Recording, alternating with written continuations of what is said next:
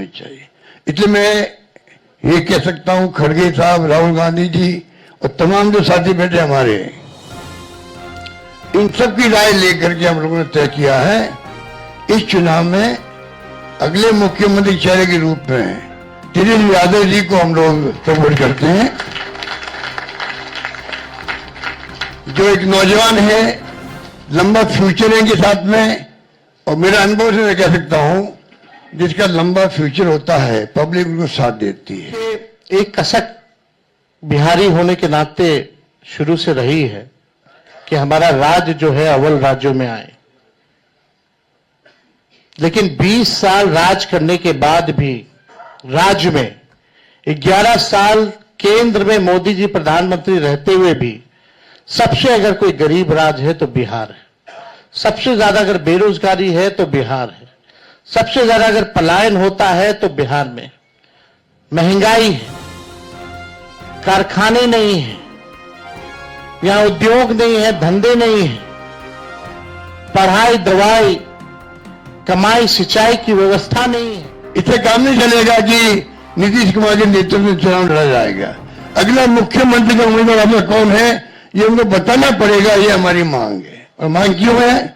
इसलिए है, आपने देखा महाराष्ट्र के अंदर जो शिंदे थे वो मुख्यमंत्री तत्कालीन, इन नेताओं ने कहा शिंदे के लीडरशिप में चुनाव लड़ा जाएगा, मैसेज दिया गया ये मुख्यमंत्री बनेंगे और बाद में मुख्यमंत्री बना दिया और किसी को।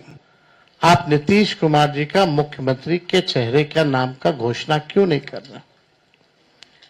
अब ये सवाल बड़ा खड़ा होता है। तो हम लोग तो जो कहते थे वही हो रहा है।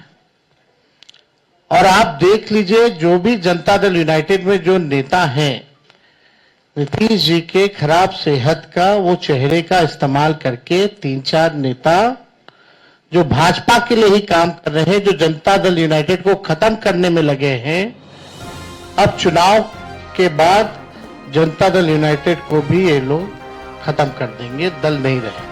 साथ में सबकी राय बनी है कि जो हमारे अन्य पिछड़ा वर्ग के साथी हैं,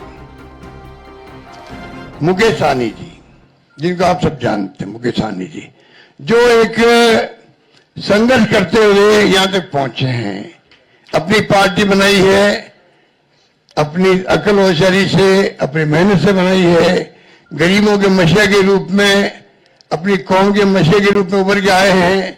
ऐसे नौजवान को हमने तय किया है वो उप मुख्यमंत्री होंगे। साथ में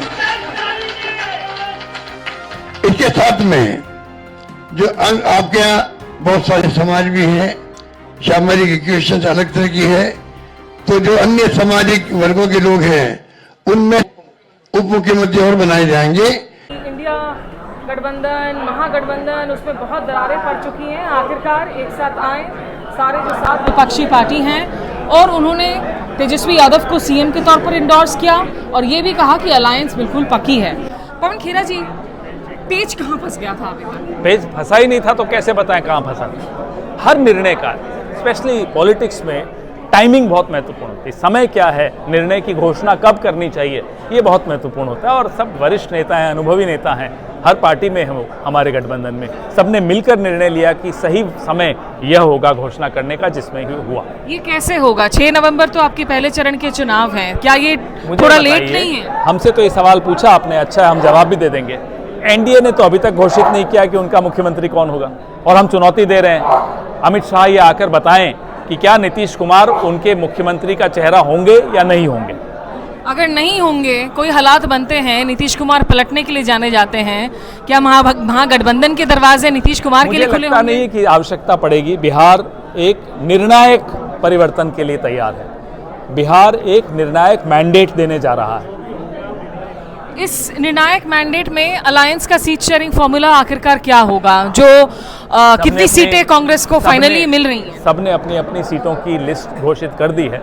कुछ सीटें ऐसी हैं जहां फ्रेंडली फाइट जिसको आप लोग कहते हैं, उन सीटों पर भी अलग अलग सीट की अलग अलग वस्तुस्थिति है, परिस्थिति है, इसलिए उनकी रणनीति उसी के मुताबिक बनाई गई। लेकिन पवन जी पिछली दफा भी स्ट्राइक रेट आप लोगों की बहुत ज्यादा हाई नहीं थी, इस बार- तो इस बार आप बहुत काडर का प्रेजेंस क्या आपको अलग लग रहा है? बहुत जोश है लोगों में, उत्साह है राहुल जी की यात्रा की वजह से भी, और वैसे भी लोकसभा चुनाव के पश्चात हमने देखा है कि पूरे देश में एक ऐसा माहौल बन रहा है जो ना केवल एंटी इनकम्बेंसी का माहौल है, एक प्रो ऑपोजिशन माहौल भी बनता जा रहा है। एक ऐसी खबरें आ रही थी कि चलो ये बात हो रही है कांग्रेस में कि इस दफा जो है चुनाव जिस तरह से टिकट डिस्ट्रीब्यूशन कर रहे हैं अला वरूज जी, उसको लेकर कांग्रेस के बहुत नेता गुस्से में थे और ये कहा जा रहा था कि ठीक है एक चुनाव भले ही हार जाए लेकिन कम से कम हम अपनी काडर को यहाँ पे ऑर्गेनाइजेशन को फिर से रीबिल्ड करें। अलग अलग नेताओं का अलग अलग ओपिनियन होता है, अब उसमें मैं नहीं टिप्पणी करूंगा। और हर चुनाव में हर बार जब टिकटें बढ़ती हैं तो ऐसे लोगों को नाराज़गी भी होती है, क्योंकि हर सीट पे एक से अधिक उम्मीदवार है जो काबिल है, लेकिन टिकट तो एक ही को मिल सकती है, तो जाहिर सी बात है लोग नाराज़ भी होते हैं, फिर नाराज़गी में कुछ बोलते भी हैं।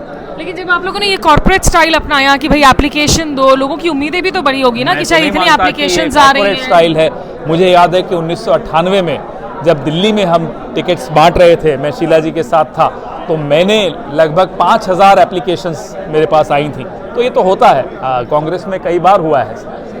यहाँ जो राहुल गांधी जी के जो इस वक्त कैंपेन के प्रोग्राम्स हैं, क्या वो कुछ घटाए जा रहे हैं कि पहले 15 रैली करने की बात थी, अब 9 रैलियां की जा रही हैं? नहीं, ऐसा कुछ तय नहीं हुआ था कि कितनी रैलीज की जाएंगी, अभी तय हो रहा है, क्योंकि सही वक्त पे ही तय होता है। ऐसा कुछ नहीं है कि घटाए जाए या बढ़ाए जाए, जितने तय होंगे, जो स्टेट यूनिट हमारा महागठबंधन के साथी जितना चाहेंगे उतना हम करेंगे। बिहाइंड द सीन क्या स्टोरी हुई जिस तरीके से अशोक गहलोत जी यहाँ पर पहुंचे? माना जा रहा है कि दिवाली पर उन्होंने लालू जी को विश किया था और उसके बाद कहा गया कि ठीक है इधर वो पटना आ रहे हैं, तो ये जो मान मुनव्वल हुई। अशोक गहलोत जी, भूपेश बघेल जी और अधीर रंजन चौधरी जी, 3 ऑब्जर्वर्स AICC ने यहाँ नियुक्त किए थे, जो कि हमारी परंपरा है, हर राज्य में हम ऑब्जर्वर नियुक्त करते हैं चुनाव के, तो एज सीनियर मोस्ट ऑब्जर्वर उन्होंने ज़रूर बधाई दी होगी।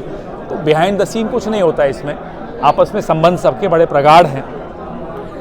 प्रशांत किशोर का एक फैक्टर है, क्योंकि जो मुद्दे आप लोग उठा रहे हैं वेरी सिमिलर टू जो इश्यूज जनसुराज पार्टी की तरफ से उठाया जा रहा है, और एक इंटरव्यू में उन्होंने कहा चेंज करना चाहिए आपको, जो मुद्दे हम उठाते आए हैं वही मुद्दे अब वो भी उठा रहे हैं। हाँ, मतलब मैं वही कह रही हूँ कि उन्होंने पर एक इंटरव्यू में अभी उन्होंने रेड माइक को इंटरव्यू दिया था प्रशांत किशोर ने, जिसमें उन्होंने कहा कि देखिए अगर 3 साल के अंदर मैं आकर एक पार्टी और ऑर्गेनाइजेशन को इस तरीके से खड़ा कर सकता हूं कि एक पीके फैक्टर बन जाए चुनावों में, ये बात उन्होंने सौरभ शुक्ला को कही। तो कांग्रेस अभी इतने सालों से अभी भी जो है आखिर इस तरह की बातें मुझे नहीं लगता कोई इस पे कोई टिप्पणी भी करनी चाहिए, और इस तरह की टिप्पणियां करनी भी नहीं चाहिए। आप कितने कॉन्फिडेंस हैं इस वक्त कि आप तेजस्वी यादव का सीएम फेस, मुकेश सहनी को डिप्टी सीएम फेस, जातीय समीकरण आप लोग कर रहे हैं, और आरजेडी ने भी जो है अपनी MY फैक्टर से आगे जाकर इस दफा कुछ टिकट डिस्ट्रीब्यूशन में भी सी बात है, महागठबंधन ने कोशिश ये की है और बड़ी सफलतापूर्वक ये कोशिश की है कि हर सामाजिक वर्ग को प्रतिनिधित्व मिले। एक अम्ब्रेला गठबंधन है जिसको मैं कहूँगा, इसलिए हम 100% आत्मविश्वास के साथ लबरेज हैं कि हम ये चुनाव जीतने जा रहे हैं। जो आप लोगों के उम्मीदवार थे, कुछ लोगों को सिंबल भी दे दिए, सिंबल उनसे वापस ले लिए गए, कुछ लोगों के नाम कट गए। हर पार्टी में ये चुनाव में होता है, क्योंकि परिस्थितियां बदलती हैं, चुनाव और राजनीति बहुत डायनामिक प्रक्रिया होती है, इतना डायनामिक होता है कि परिवर्तन कई बार करना पड़ जाता है, तो किया। आखिरी सवाल यहाँ पर, जिस तरीके से अमित शाह आकर बिल्कुल 3 दिन आकर बैठ गए, आपको लगता है कि उससे एनडीए में भले ही उन्होंने सीएम फेस इंडोर्स नहीं किया हो, बातें तो चल रही हैं कि चिराग पासवान 2030 के सीएम उम्मीदवार होंगे, क्या पत्ता कट सकता है खुद जेडीयू का ही? और शाह जी बैठ जाएं या खड़े हो जाएं, उससे कोई फर्क नहीं पड़ने वाला, वो जानते हैं। पार्टी के बगावत को तो दबाव बंद कर दिया, वो आप आर्टिफिशियली कितना ही दबाव दीजिए, वोट जिस दिन होगा उस दिन थोड़ी बगावत आप दबा पाएंगे, उस दिन देखेंगे अमित शाह जी को। तो 14 नवंबर की क्या तैयारी है सर?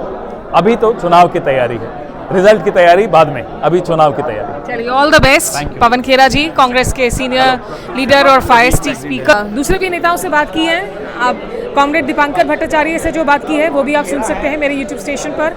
जुड़े रहिए मेरे साथ। नमस्कार, आदाब।